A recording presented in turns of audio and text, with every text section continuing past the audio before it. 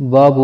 بیع العرایا بخرصها تمرن دی ذکر دی بیع العرایا ولا مسئلہ بینی. عرایا دی عریت جمع دا کنا عریہ چشتل شی عریہ عریہ لکه څنګه چې اضحیه هغه جمع زوحیه رسی کنه مطیه بیا جمع شرسی مطایه دی عریه جمع هم شرسی عرایا. عرایا چسی تیل شي برهنه کی دل خلی کی دلو طویل شي. په اصطلاح کی علماء دی کی اختلاف شته. امام شافعی رحمه الله فرمای په اصل کې عرایا دی د پاره دا کوم خلق محتاج وي هغه سره څه باغ هم نه وي او څه پیسې هم سره نه وي او هغه سره چې کومې خجوري وي هغه شي وچی وي نو څه کله موسم راشي نو دو خلکو ته خو ډېره تب کجوري شوق وي که نه خستلو څه ګنجایش ورسره وي نه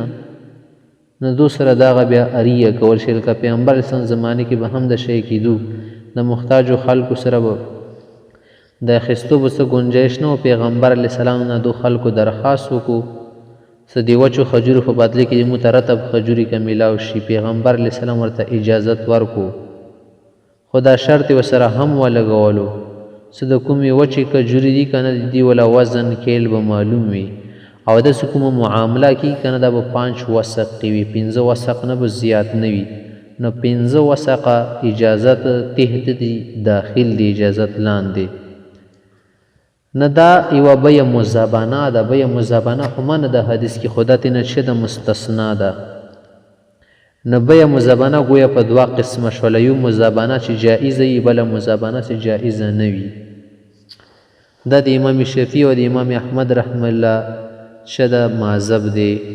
دې ته شنل شي اصغرین وتیل شي. امام مالک رحمت الله علیه څه تفسیر کړی دی امام مالک رحمت الله علیه او امام ابو حنیفه رحمت الله علیه تفسیر یک یو شان دی او د امام مالک رحمت الله علیه نه د اریه په تفصیل کې دوا قول رغلی دي. اول دا سعریه مطلب د شی کېدل شي لکه یو سړی بو غټ باغ به ورسره و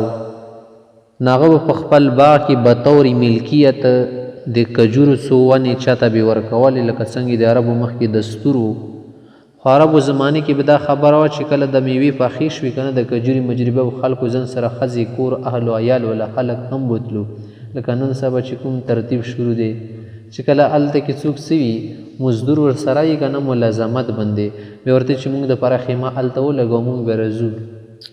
نه د شي طریقې سره به څه شو چې کله کور وله بې ځان سره راوستو هغه د وجې نه بیا دې ته د پردې مرد یا د نور شیانو کې ایزا رسېده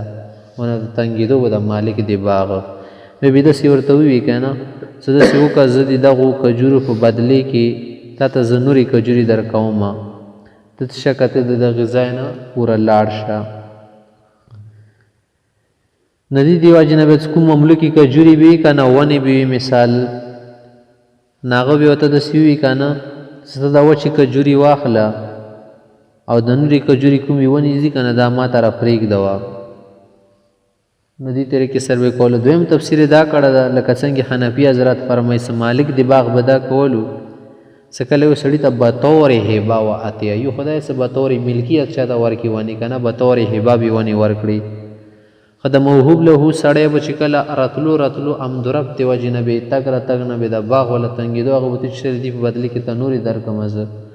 ته دا ځای موږ ته پرېږده دې ته چې نیل شي اریه نیل شي. د امام ابو حنیفه او د امام مالک رحمت الله علیه مذهب کې دا فرق دی د کومه معامله وشي که نه د امام مالک صاحب په مذهب کې د بیع جدید ویل شي صحیح ده او د موږ په مذهب کې دا چې ده یوه هبه ده یوه عطیه ده. نو اوس دې باب کې همدا خبرې کول غواړي. وبه قال حدثنا هشام بن عمار ومحمد بن صباح قال حدثنا سفيان بن عيينة عن الزهري عن سالم عن أبيه قال حدثني زيد بن ثابت أن رسول الله صلى الله عليه وسلم رخص في العرايا دي عرية إجازة ورقري دي. وبه قال حدثنا محمد بن رمح قال أنبانا الليث بن سعد عن يحيى بن سعيد عن نافع عن عبد الله بن عمر أنه قال حدثني زيد بن ثابت أن رسول الله صلى الله عليه وسلم رخص في بيع العرية بخرصها تمرا. قال يحيى العرية عرية ستویل شي مثلا أن يشتري الرجل تمر النخلات بطعام أهله رطبا بطعام أهله رطبا بخرصها تمرا. باب الحيوان بالحيوان نسيئة دیو زانور دی بل زانور په بدلی کې خرڅول هغه نسیئتن یعنی قرض صورت وي مخ نوي نقد بنقد نوي. وبه قال حدثنا عبد الله بن سعيد قال حدثنا عبدة بن سليمان عن سعيد بن أبي عروبة عن قتادة عن الحسن عن سمرة بن جندب أن رسول الله صلى الله عليه وسلم نهى عن بيع الحيوان بالحيوان نسيئة.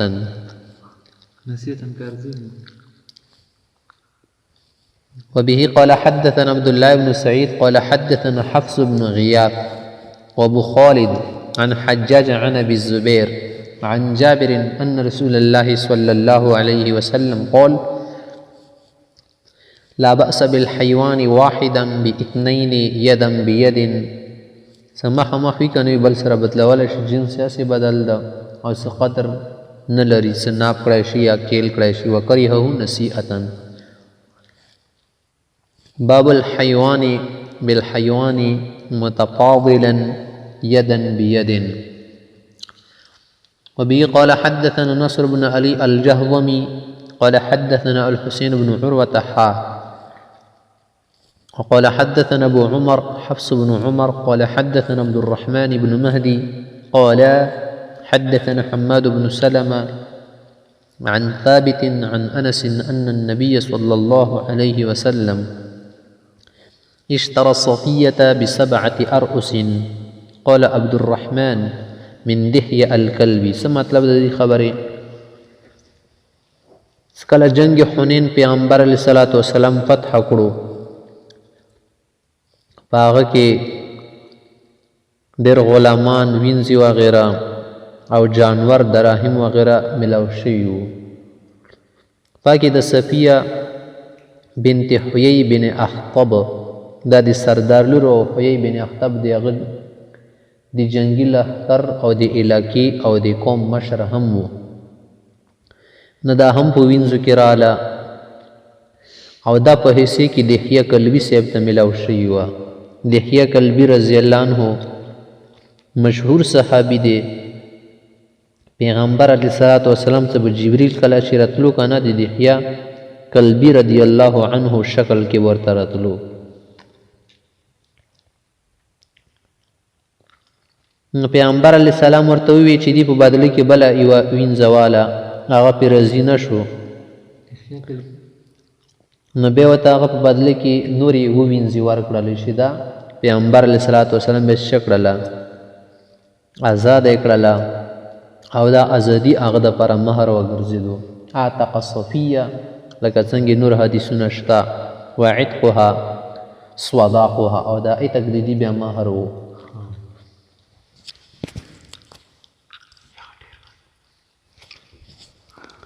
باب التغلیظ فی الربا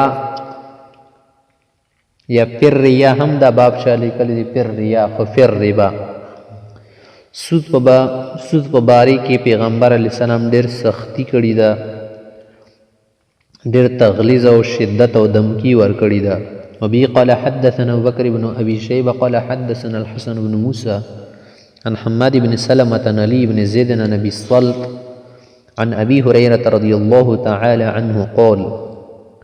قال رسول الله صلى الله عليه وسلم پیغمبر علیه السلام ارشاد دی اتیتو لیلة اسری بی علی قوم چې کله شب معراج ته زه بوتلی شوی وم نو یو قوم باندې زه راوړلی شم هلته ما راتګ وشو. بطونهم کالبیوت د هغو د خېټې د کمرو په شان دي وي. فیها الحیات او د هغو په خېټو کې څه شو مارانو لړمانو ترا من خارج بطونهم د بهر نه کتلی شو.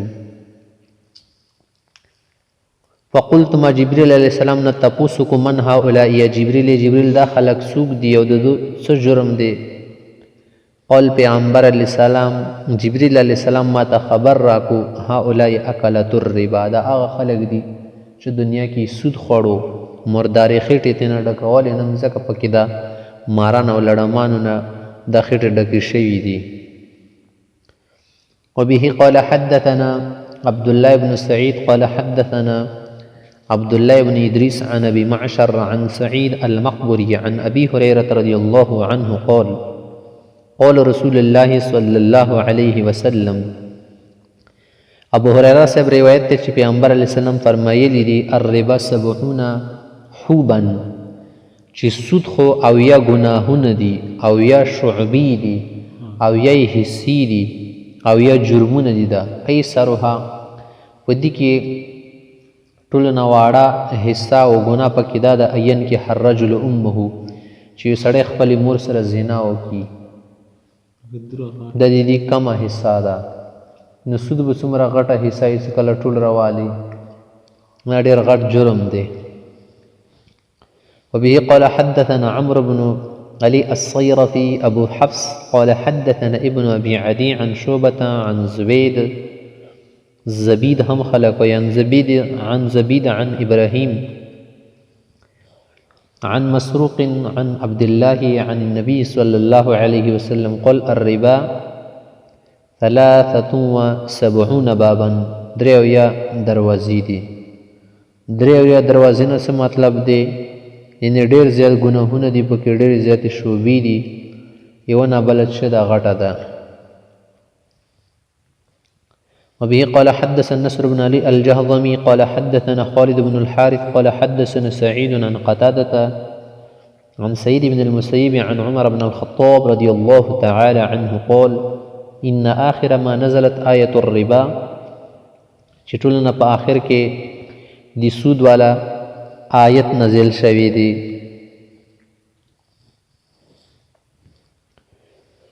إن آخر ما نزلت آية الربا وأن رسول الله صلى الله عليه وسلم قبض ولم يفسرها لنا او پیغمبر علیہ السلام دی هغه نه بعد وفات شو موږ ته دې تفسیر اونکو ځکه د تمیم چې فدعو الربا والربا سود او د سود سره کوم شی مشتبه وي کنه هغه هم پرېږدوئ ځکه چې کیدای شي سړی په سود کې واقع شي. نو د عمر شیخ سیدا ویلي دي کنه ولم یفسرها لنا پیغمبر موږ ته د هغه تفسیر نه و کړی. دا مطلب هرگز نه دی چې سود بالکل مبهم شی دی او څوک نه بچ کېدای نه شي او چا د دې پته نشي کوم سود دی او کوم سود نه دی. دا بالکل غلطه خبره ده. پیغمبر علیه السلام د هغه قواعد اصول ضوابط ښودلي دي. ها د هغو کوم تفصیلات دي که نه جزئیات د پیغمبر علیه السلام نه دي ښودلي او د کوم شي کله اصول قواعد ضوابط وښودلی شي که نه نو د هغه جزئیات تفصیلات بیا زده کول او هغه باندې ځان پویول اسان وي ځکه چې مجتهدین حضراتو خو څومره چې مسالې جزئیات بیان کړي دي اصولونه یې بیان کړي دي که نه اصول قواعدو ته معلوم و ضوابطو په تناظر کې دا هر څه بیان کړي دي. نه که څوک ملحد او کوم زندیق انسان او کوم بدکردار انسان کده شي احادیثو نه شو کې استدلال وکړي چې سود ولا مسله خو حسم مشتبه ده معلومه نه ده او خدای پاکي هم صحیح وضاحت نه دی کړی او رسول الله هم نه دی کړی. دا بالکل غلطه خبره ده. سود مسله واضحه ده او دا سیم څوک نشي ویل چې اضعافا مضاعفه چې کله یې که نه دوګنه تیګنه چوګنه هله به موږ ته سود حرام وي که داسې پکې نه وي به نه ده حرام. دا خبره هم صحیح نه ده. سود که هر شان دی او که هر صورت کې او که هر شکل کې که نه حرام دی ګناه کبیره ده. محت حدیث ته وبه قال حدثنا محمد بن بشار قال حدثنا محمد بن جعفر قال حدثنا شعبة قال حدثنا سماك بن حرب قال سمعت عبد الرحمن بن عبد الله يحدث عن عبد الله بن مسعود رضي الله عنه أن رسول الله صلى الله عليه وسلم لعن آكل الربا چې پیغمبر علیه السلام د سود په خوړونکي باندې لعنت کړی دی. و موکله د هغو ورخوړونکي یو خو خوړونکي او بل ورخوري ورکوي ورته و شاهدی او د دې کوم ګواهان جوړ شي و کاتبه او کوم د دې شوي لیکون کې لکه منشي شولو کلرک شولو بینک کې کار کوي او د هغه ول څومره شیان لیکي کاتې پاتې او هغه کې کوم سود سیسټم یې که نه دې باندې بیا هم به لعنت وي کوم رقم ته څوک پکې مدد کوي که نه دې معاملاتو کې لاس لري که چڼه ګوته پکې که لري که نه هغه باندې هم لعنت وي لکه څنګه چې شراب دی که نه وړونکه او راوړونکه خرڅونکه نو چړونکه او معتصر له یو کوم څوک هم وي که نه تمامو حصو باندې لعنت وغورځي همدا شی ته د سود کې کوم رقم ته څوک څه لري کوم قسم ته هم چې څوک پکې ګوته لري که نه هغه باندې به لعنت وي وبه قال حدثنا عبد الله بن سعيد قال حدثنا اسماعيل بن حلي قال حدثنا داود بن أبي هند عن سعيد بن أبي خيرة عن الحسن بن أبي هريرة رضي الله تعالى عنه قال قال رسول الله صلى الله عليه وسلم پیغمبر علیہ السلام دا ارشاد دی لیأتین علی الناس زمان چې خلکو باندې داسې دور روان دی یو وقت براشي لا یبقى منهم احد الا آکل الربا چې یو څوک پکې پاتې به نشي خو هر سړی به سود خوري که داسې خلک پکې وي چې په من لم یاکل که سود ونه خوري اصوابه من غباره یا من بخاره نه هغه ته به د دې ولا ګرد لوګې خبره سي اوس دې حدیث نه که څوک دا نتیجه روباسي چې پیغمبر اسلام خو سم ویلي دي که اوی نه خوري غبار به درته راسي څلو نو غبار یې چې درته راسي صافه سپره به وخورو نو دا څوک استدلال کول شي دا مقصد دی هرګز دا مقصد نه دی پیغمبر اسلام دې حدیث نو مطلب دا دی چې سود خو ځان ته ډېرې دروازې او شعبې لري که نه ډېرې حصې لري د یو مسلمان سړي پردهدري کول بېعزتي کول د ټولو نه لوی سود دی ان اربع الربا لکه مخکې حدیث تېر شوی دی نه دې کې به څوک خامخا مبتلا کېږي او که نه مبتلا کېږي نه دا یو سود شولو همدا شی د تجارت کې سود شولو چا باندې قرضه راشي هغه نه زیاتي غواړي یار باندې دوګنه تیګنه کوي دوه چندې په کوي درې چنده څلور چندې په کوي دا پکې هم سود دی همدا شی ډېر قسمونه دي او که څوک سود ونه خوري که نه د سود د غبار نه خو نشي بس کېدلی ولې چې د سود څومره سیسټم دی د یهودو لاسو کې لکه څنګه میډیا شو سود سو دوه شیان دي د یهودو لاس کې دي او د ټوله دنیا د تار په شان دي داسې خوځوي لکه تار کې څه واچوي کرابې پکې واچوي که نه چې تار کې ټولې کرابې ورسره خوځېږي داسې ټول ملکونه ځان سره خوځوي ورلډ بینک چې کم دي دا د چا لاس کې دي یهودو لاس کې دي که نه څومره سیسټم چې په دنیا کې د تجارت کېږي هغه کې چې یهودو لاس شولو نه څه نه څه غبار خو به هر څه شي ته ونه ضرور رسیږي او صرف سود خبره خو نه ده که نه نورې ډېرې ګندګیانې دي فراډ پکې شته دوکه پکې شته تجارت کې دروغ شته هر قسم ته پکې دو نمبري کېږي بلیک میل کېږي ورکې کاله سودا پکې کېږي کاله پیسه پکې چلیږي نه دې د وجې نه څه شي دا شی لږ مردار شي چې مردار شي دا هم شو یو قسم ته سود شولو که نه